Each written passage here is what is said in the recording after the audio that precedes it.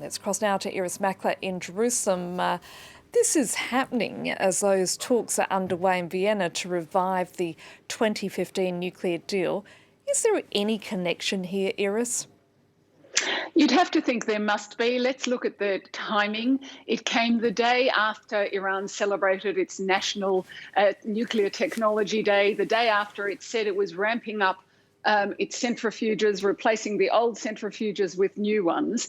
And it is connected to Iran's strategy at the negotiation table in Vienna. Iran wants the US back in the deal. It wants sanctions against it lifted. So what it was saying was, look, we are now using these new centrifuges, which we've just brought on board. They're 50 times as effective. We can work 50 times as hard. You can't stop us unless you come back to the deal.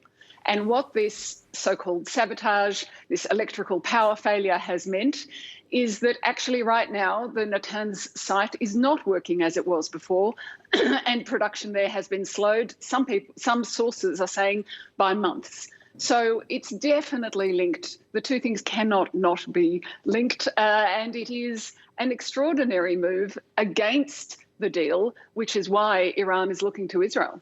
And there have been a series of media leaks linking this attack to the Israelis. But who is doing the leaking?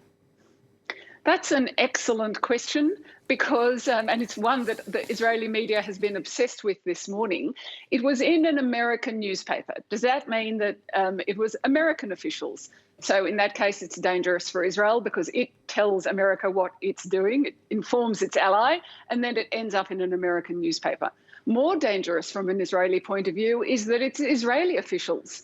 And people are pointing to the lack of a central government, to the fact that there's no real control, that things are a bit out of control in Israel politically, because this is a change in Israeli policy and it's dangerous for Israel. If Israel doesn't claim responsibility for these actions, neither confirms nor denies, then Iran isn't painted into a corner and doesn't have to say, as it did this morning, that it's going to take revenge and doesn't actually have to take revenge. So that's why this whole question is there's a fierce debate today about the danger to Israel from this new policy.